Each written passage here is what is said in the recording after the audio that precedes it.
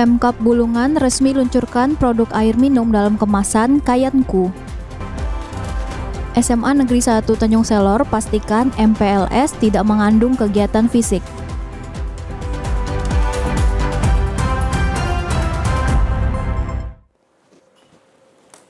Selamat sore pemirsa, TVRI Kalimantan Utara kembali hadir menjumpai Anda. Bersama saya Nandira Latisa yang akan menemani Anda selama kurang lebih 30 menit ke depan, dan inilah Kalimantan Utara hari ini selengkapnya.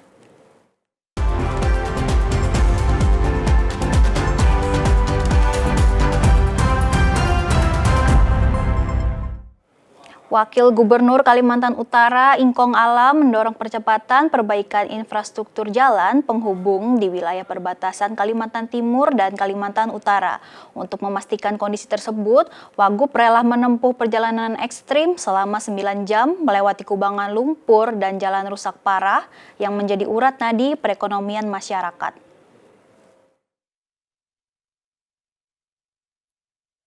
Perjalanan ekstrim dan jauh dari kata mudah harus dilalui oleh Wakil Gubernur Kalimantan Utara, Ingkong Ala bersama rombongannya ketika menuju kilometer 95 di jalur perbatasan Kaltim dan Kaltara pada Kamis lalu. Selama hampir 9 jam, kendaraan rombongan beberapa kali terjebak di kubangan lumpur dan harus saling tarik agar bisa melaju di medan yang curam dan rusak parah. Kondisi medan yang sulit ini menjadi gambaran nyata akan tantangan berat yang setiap hari harus dihadapi oleh masyarakat maupun pelaku usaha dalam mendistribusikan barang kebutuhan pokok di wilayah perbatasan. Peninjauan ini bukan sekedar kunjungan biasa, melainkan bentuk kepedulian pemerintah provinsi dalam mencari solusi atas masalah konektivitas. Infrastruktur yang memadai dinilai sebagai kunci utama untuk menekan biaya logistik sekaligus membuka peluang pertumbuhan ekonomi. Hasil peninjauan langsung ini nantinya akan menjadi dasar evaluasi Pemprov Kaltara dalam berkoordinasi bersama pemerintah pusat, Pemprov Kaltim, serta perusahaan swasta di sekitar kawasan tersebut.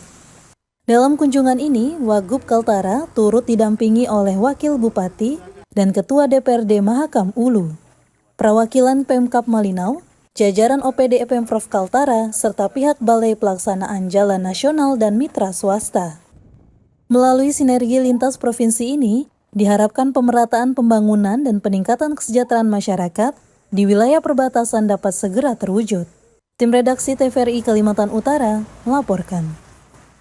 Pemerintah Kabupaten Bulungan terus mendorong kemandirian ekonomi daerah sekaligus upaya peningkatan pendapatan asli daerah, salah satunya diwujudkan melalui peluncuran produk air minum dalam kemasan lokal, Kayanku, yang diproduksi oleh Perumda Air Minum Danum Benuanta. Bertempat di gedung AMDK Danum Benuanta, Bupati Bulungan secara resmi meluncurkan produk air minum dalam kemasan merek Kayanku pada Senin 6 Juli 2026. Peluncuran ini menjadi tonggak sejarah baru sekaligus inovasi nyata pemerintah daerah dalam memanfaatkan potensi sumber daya alam lokal sekaligus meningkatkan pendapatan asli daerah. Bupati Bulungan Syarwani juga memastikan higienitas produk Kayanku menjadi prioritas sebelum dipasarkan kepada masyarakat, serta memberikan apresiasi kepada Perumda Danum Benuanta yang telah memproduksi produk Kayanku yang digagas oleh mantan Bupati Bulungan Budiman Arifin. Ya, tentu ini kan pasti ada sterilisasi, ada proses yang dilakukan, uji laboratorium, dan itu juga kita ingatkan dengan teman-teman di Danum Benuanta untuk memastikan keamanan dan higienitas produk ini benar-benar terjamin. Nah, makanya pemeriksaan ini bukan hanya dilaksanakan pada saat proses ini, tapi dari proses air baku menjadi air bersih, terus masuk ke mesinnya AMDK kita juga menjadi bagian yang harus terus dipantau. Bahkan saya sampaikan tadi minimal mungkin jika diperlukan 3 bulan sekali dia akan pengecekan, termasuk melibatkan institusi yang memang memiliki kewenangan untuk melakukan uji laboratorium berkala terhadap produk yang dihasilkan oleh Danum Benuanta ini. Sementara itu, Direktur Utama Perumda Danum Benuanta Eldian Syah mengungkapkan bahwa proses produksi AMDK Kayanku menggunakan air yang bersumber dari hasil penyulingan Sungai Kayan. Dengan dukungan mesin modern, Perumda Danum Benuanta mampu memproduksi hingga 2.000 botol air minum perharinya. Pasti karena kan air baku itu juga kita pengamanannya juga ketat. kemudian masuk ke PDAM, ke IPA PDAM itu juga ketat melalui proses. Itu sudah kami sharing filter. Kemudian setelah itu baru MDK mengambil yang sudah bersih, yang sudah kita layak untuk didistribusikan. Jadi dia berapa kali filterisasi seperti itu. Guna memenuhi kebutuhan konsumen yang beragam, saat ini Kayanku hadir dalam 2 varian ukuran, yakni 330 ml dan 600 ml.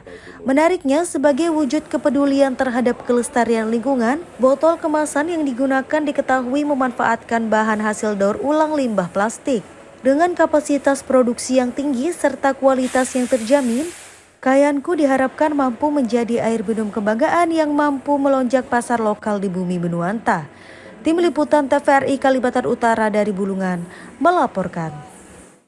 Memasuki tahun ajaran baru, SMA Negeri 1 Tanjung Selor menggelar pengenalan lingkungan sekolah bagi siswa baru. Pihak sekolah menjamin pelaksanaan MPLS tahun ini digelar dengan konsep ramah anak serta memastikan tidak ada kegiatan yang melibatkan kekerasan fisik.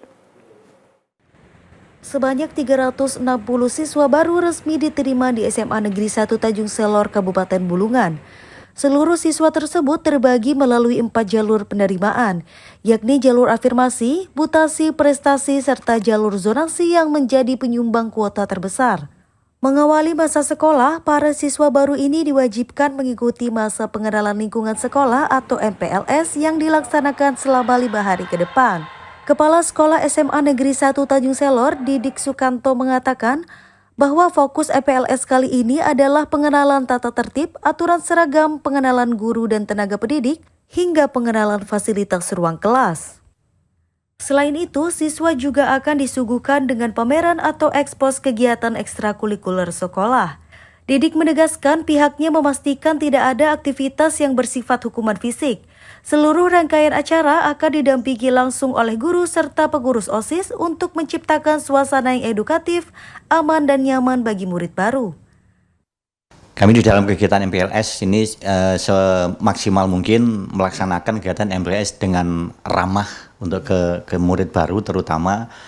Nah, nanti kami selalu memantau proses pelaksanaan di lapangan, pelaksanaan MPLS nanti akan melibatkan anak-anak OSIS. Jadi anak OSIS nanti didampingi oleh Bapak Ibu Guru juga nanti yang menyiapkan, termasuk mulai dari anak-anak OSIS sampai Bapak Ibu Guru atau pemateri yang menyampaikan nanti harus menyampaikan materinya itu dengan seramah mungkin sehingga anak-anak itu bisa merasa nyaman mengikuti MPLS.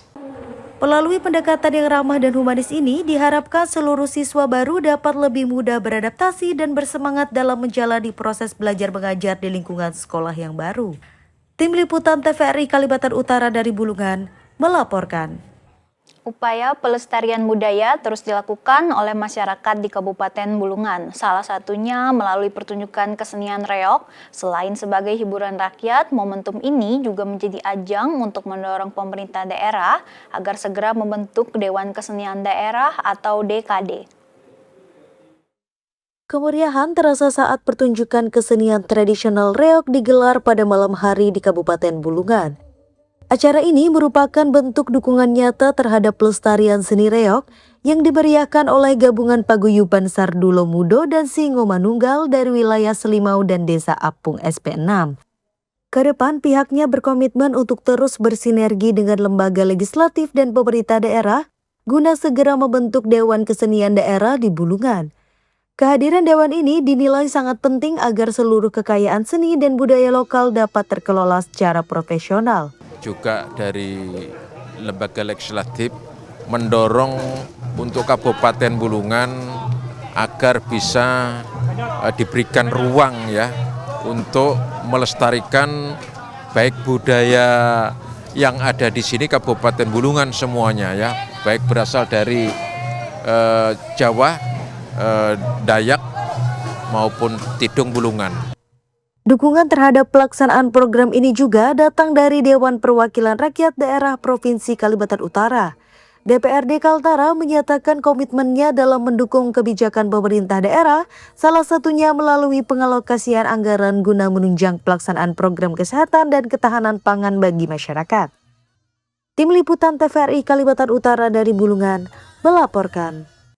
Pemerintah Kota Tarakan kembali menggelar Festival Budaya Irau Tengkayu 15 tahun 2026. Di tengah kebijakan efisiensi anggaran, kegiatan ini tetap dilaksanakan sebagai upaya melestarikan warisan budaya sekaligus memperkuat daya tarik pariwisata daerah. Wali Kota Tarakan Khairul mengapresiasi seluruh pihak yang telah berkontribusi, mulai dari panitia, pelaku seni, pelaku UMKM, hingga warga yang turut menyukseskan penyelenggaraan. Menurut Khairul, terselenggaranya Irau Tengkayu menjadi bukti kuatnya sinergi antara pemerintah daerah, komunitas budaya, dan berbagai elemen masyarakat dalam menjaga tradisi yang telah diwariskan turun-temurun. Menurutnya, keterbatasan anggaran tidak boleh mengurangi komitmen dalam menjaga tradisi yang memiliki nilai budaya sekaligus memberikan manfaat ekonomi.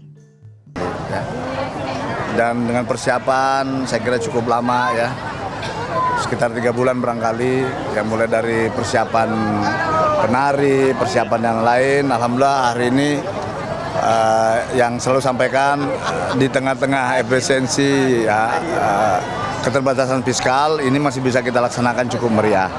Tapi apapun itu saya kira hari ini antusiasme masyarakat termasuk para pendukung acara ya, mulai dari kemarin sampai hari ini ya, saya kira luar biasa. Penyelenggaraan tahun ini kembali mendapat pengakuan nasional melalui masuknya Irau Tengkayu dalam Karisma Event Nusantara. Capaian tersebut memperkuat posisi Tarakan sebagai salah satu destinasi wisata budaya di Indonesia. Selain menjadi ruang pelestarian budaya bagi generasi muda, ajang ini juga diharapkan mampu meningkatkan kunjungan wisatawan, menggerakkan aktivitas UMKM, serta mendorong pertumbuhan ekonomi lokal. Tim Liputan TVRI Kalimantan Utara dari Tarakan melaporkan. Festival Bulungan Hibot tahun 2026 resmi ditutup oleh Bupati Bulungan pada Sabtu malam di Taman Budaya Tanjung Palas. Selama 2 hari pelaksanaan festival tidak hanya menjadi ruang pelestarian budaya lokal, tetapi juga sukses menggerakkan perekonomian masyarakat melalui puluhan pelaku UMKM. Semarak Festival Bulungan Hibot berakhir dengan prosesi penutupan yang dipimpin langsung oleh Bupati Bulungan, Syarwani di Taman Budaya Tanjung Palas. Acara puncak ini turut dihadiri oleh anggota DPRD, Forum Koordinasi Pimpinan Daerah, tokoh agama, tokoh masyarakat, serta jajaran pemerintah Kabupaten Bulungan. Bupati Bulungan Syarwani menyampaikan bahwa Festival Bulungan Hibot merupakan bentuk dukungan masyarakat yang difasilitasi oleh pemerintah daerah sebagai upaya menjaga dan melestarikan kearifan lokal. Pihaknya menegaskan, kegiatan budaya harus terus digelar agar generasi muda semakin mengenal dan memahami identitas budaya di Kabupaten Bulungan. Dalam rangka untuk pelestarian budaya kearifan lokal yang ada di Kabupaten Bulungan. Dan tentu peran ini kita sampaikan dan kita ajak kepada generasi muda. Dan termasuk yang kita gelar di Tanjung Palas tahun ini banyak melibatkan anak-anak, termasuk juga anak-anak di TK PAUD melalui kegiatan mewarnai yang berkaitan dengan potensi yang ada di Kabupaten Bulungan. Nah, termasuk pagelaran seni budaya yang melibatkan generasi muda, anak-anak SMP, anak-anak SMA yang ada di Tanjung Palas.